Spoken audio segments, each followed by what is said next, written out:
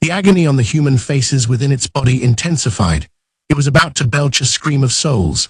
The wailings of the expiring souls it had eaten caused the living to writhe in agony as their spirits withered. But before the overeater could finish, it went flying. Momon had hurled his huge sword to cut through the demon's head. The monster fell to the ground. "There ain't no problem as long as you kill them before they scream," Momon said simply, and pulled his sword out of the corpse. It took less than a minute. The apparently unbeatable demons were annihilated. The guards cheered. Their voices rose in the soulful roar of those who had escaped death. Bathing in their surge of joy, Momon spoke to them quietly. "The adventurers should be mounting a counterattack operation soon. Hold this location just a little longer." "Well, the demons were routed, so I doubt they'll attack again here for a while. Nabe, Everly, if you please." The two casters landed and then lifted him up. Momon left the guards with a final call from the air. "I am going to hurry on to subdue the enemy mastermind. Until then, protect the citizens behind you. I am counting on you." They sighed as they watched the party fly away. With such an amazing hero telling them to do so, it would be shameful if they didn't defend this line with their lives. "Hey, rebuild the barricade. We need to keep holding them back. Don't even think about what will happen if they break through." 5 late fire moon, September 3:44 a.m., the second charging squad, comprised of adventurers who were mithril rank or higher, began advancing. Lachius was at the front, and Tina was at her side. At Lachius' departure, she had been asked more than once to reconsider. People said that someone who could use resurrection magic shouldn't be on the front line, but whether she went or not made a huge difference in the Force's strength. Momon's confrontation with Jaldabaoth was what they really needed to be prioritizing, so she couldn't very well hang back. The group avoided following Momon by entering via a different street. They headed for their primary objective, the place where the guards were supposed to have erected a barricade. But what they saw when they arrived was a roded red scene, the scene of a brutal slaughter strewn with scraps of flesh. Of course, the barricade had been completely destroyed. There was no sign of it. The adventurers noisily bunched up and proceeded farther in, but they didn't even make it 30 yards before entering combat with a group of demons. These demons came out of a side street. As soon as the battle started, the adventurers were ahead. They were individually stronger than the demons, but the tables gradually turned. The cause was the number of demons, which outweighed the adventurers' individual strengths. There were so many demons, it felt like every single one in the region was there. "Don't fall back. Keep pushing," Lachius shouted after casting support magic on everyone. None of the adventurers was falling back. They knew how important this operation was. They weren't about to retreat.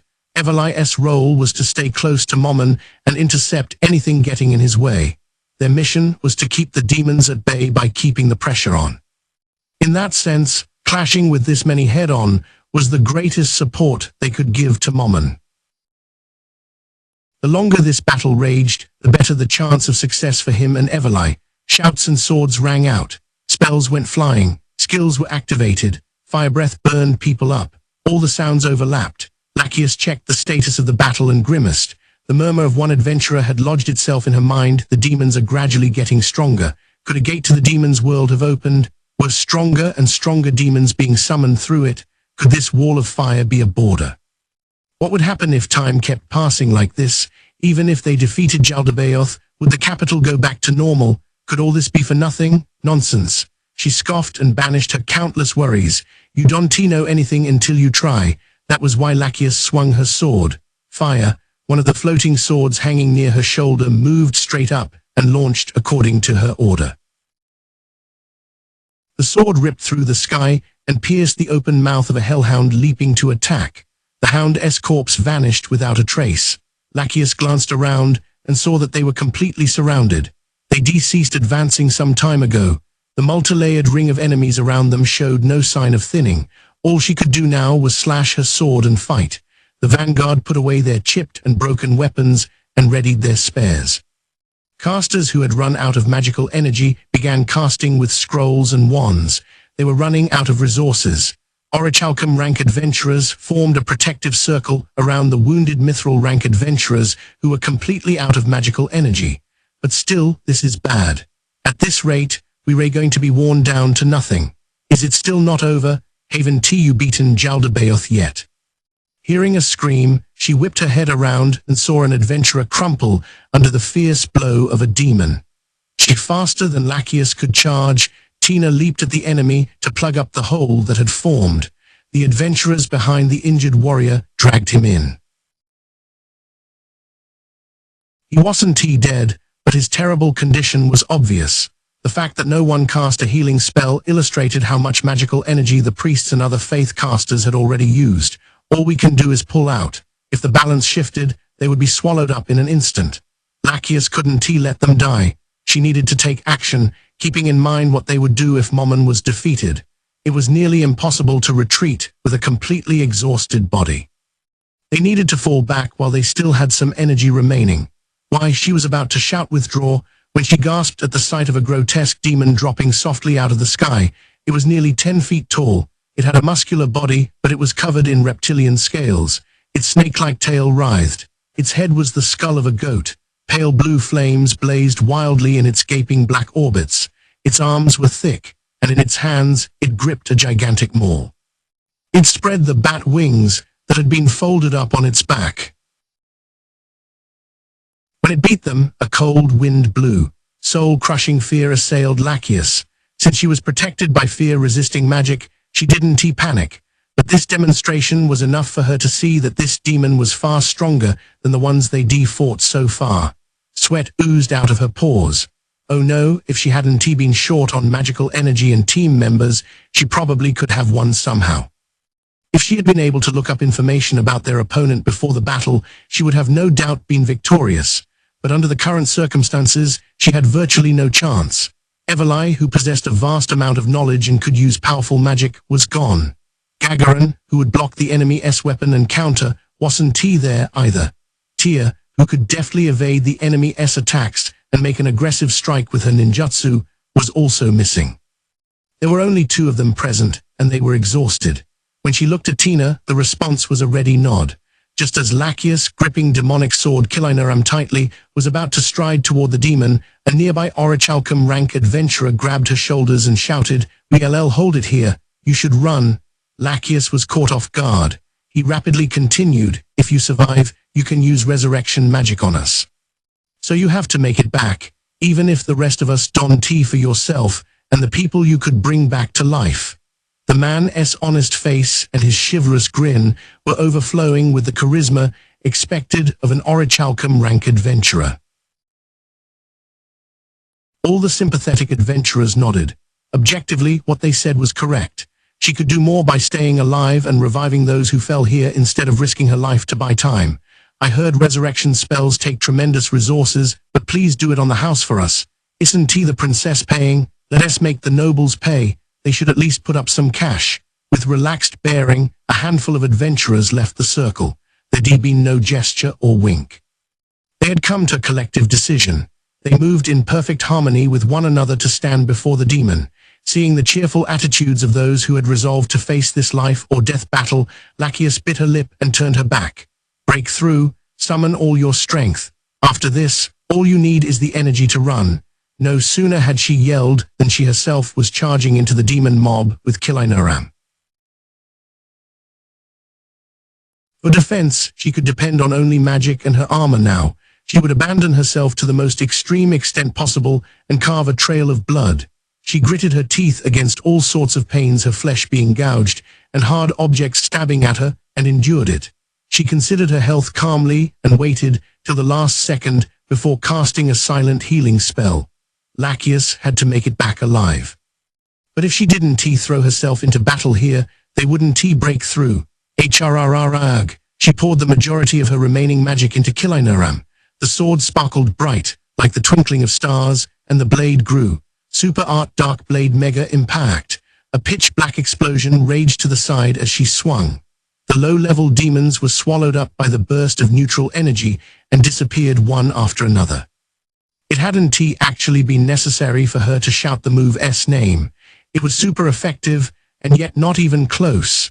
The scene before her tired eyes was a thick wall of demons, although they were low-level ones. She'd blown away so many, but the hole was already filled. Was it even possible to break through? The creeping anxiety annoyed her. She swung Kilinaram, whose blade had returned to normal size. Just then, behind the demons, she saw a metallic flash and heard a man roar. Sixfold slash of light. The 6 cuts sliced into the demons. Sixfold slash of light. Flow acceleration. HRGH. 7 demons fell in pieces, like butter under a hot knife. The other monsters stopped what they were doing and shrank from the sharpness. It seemed like there was nothing razor edge couldn't cut. Crush them. At Gazef's shout, spears behind him came forward in a synchronized thrust. There was no mistaking those steely gleams. Behind him were more than a few dozen countless spears, thrusting forward to pierce the demons. The knights and soldiers who had been defending the castle, an army of several hundred, flooded the street. The demons recoiled from the military force, which was double their size. This loosened their circle around the adventurers. A jubilant cheer went up. The battered adventurers began retreating under the protection of the soldiers. What is Captain Stronov doing here? I thought he stayed behind to defend the castle and the royal family. He must have heard my question. He turned to face a specific direction. When Lachesis followed his gaze, her eyes nearly popped out of her head. An old man was standing there. 4 priests and 4 arcane casters protected him. On his head was the crown. Only he was allowed to wear it in the kingdom, and he was clad in armor. The king, Ramposa III, this is way too dangerous. Yes, he was wearing armor, but some of the demons could pierce steel like it was nothing, and he may have had guards. There was still the possibility that area of effect spells could break through their defenses and hurt him. An ordinary human like the king would probably die instantly if he was caught in an area of effect spell. Lachesis had resurrection magic, but he wouldn't be able to withstand the loss of life force during the process. His Majesty had said, "Are you fellows supposed to protect this castle, this hunk of stone, or me?" There could only be one answer. Our duty is to protect the king. So our battle takes place here. Charge! An earth-shaking battle cry went up. The army made a daring offensive. It was a clash of numbers. The moment it looked like they would stage a comeback, an Orichalcum rank adventurer went flying into a wall, painting a bright red flower. Ooh! A giant demon howled as if to say, "Come at me." The soldiers froze. There were some monsters that couldn't be beaten with numbers. Captain Stronov, lend us your strength. You got it. Lachesis' eyes widened when she heard the voices that joined the fray next. Hup, hold on. Think you might need help from a previously outstanding warrior. There's also a ninja who plans on being outstanding in the future. She would never mistake those voices, but she couldn't believe it. Shocked, she shouted, "Gagarin, Tia." The 2 familiar faces slowly came into view. They had their usual gear equipped and looked ready to fight at any moment. "Hey there. We asked Captain Stronov to bring us along so we wouldn't lose our edge if we had kept sleeping. We can fight." That can be true. Combat immediately following resurrection was not advisable. It was normal to rest until one became accustomed to the gap between one's current and former ability. They should have been totally drained. Despite all that, they stood to join the fray because they knew how important this battle was. They were here to back up everyone who had fought so far. Lachesis prayed with all her heart that Momon would defeat Jaldabaoth and that he would drive the demon mob out of the city. 5 late fire moon September. It was 3:46 a.m. There he is. Ahead of them was a square. The masked demon was standing imposingly in the center of it, making no attempt to hide. They didn't see any other demons in the area, but Everly wasn't stupid enough to believe they were there. Their opponent registered their rapidly approaching presences and gave an elegant bow. Only one thing could explain that confidence.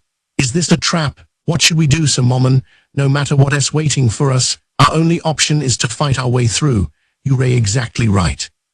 Everly figured that Momon's more relaxed way of speaking to her was a product of their relationship deepening as they worked side by side. She began to speak more like her normal self too. If she concealed her true self for too long, it would lead straight to a breakup if their relationship got serious. It was still too early to reveal her actual identity, but she judged that talking in her normal manner was fine. Seems like they started on schedule.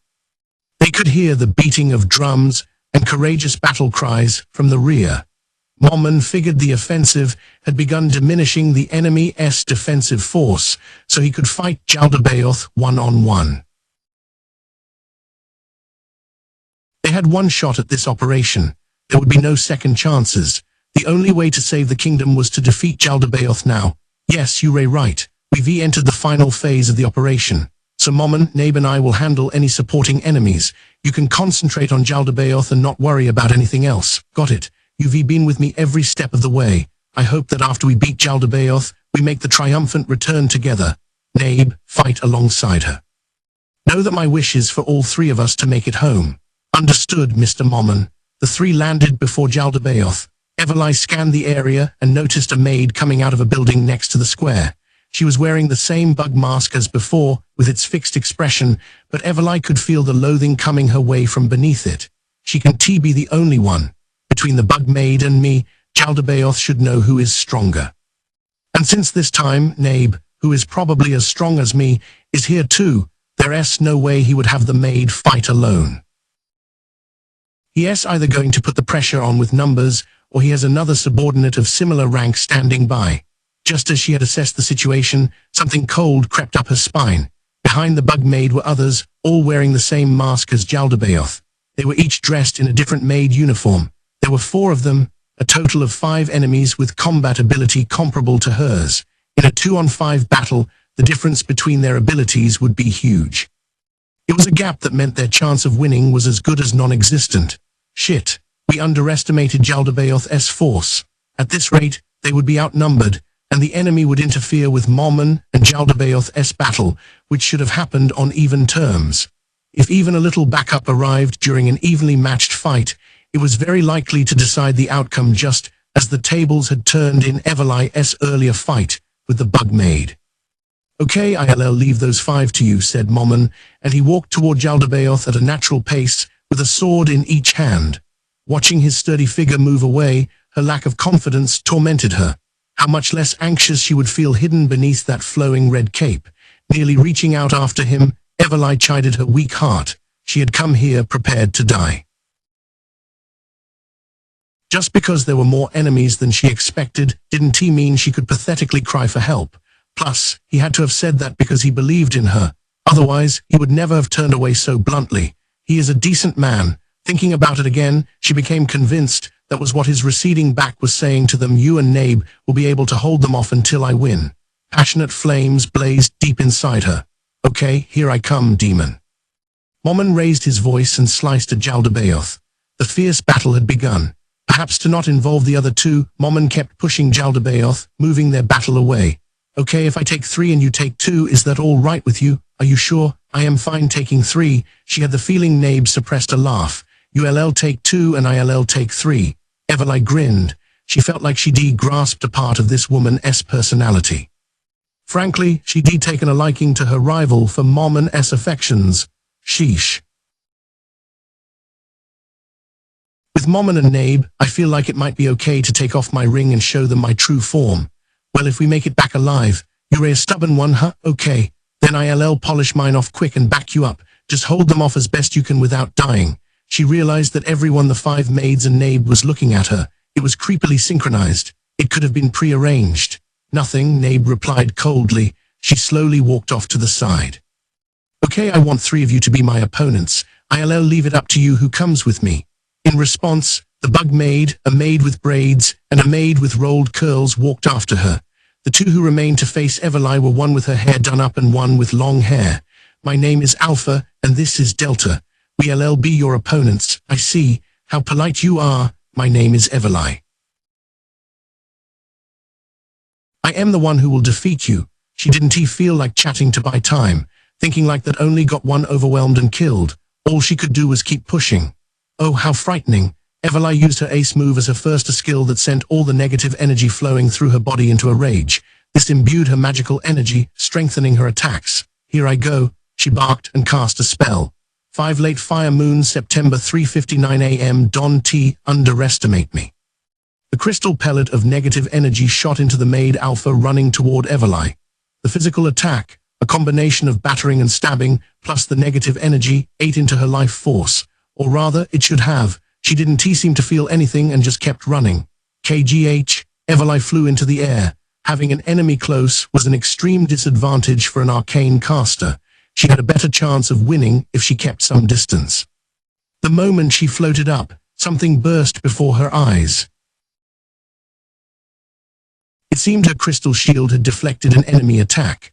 The sparkle of the fine particles surrounding her abruptly dimmed. The shield must have neutralized a fairly powerful attack. She felt lucky to have blocked anything at all. Crystal shield could defend against attacks of only a certain level or lower. Any higher and they would pass right through. Again, the maid in the rear delta was using firearms. Every time Everlai tried to fly up high, she got shot at. Pumping herself up, Alpha launched a fist at her.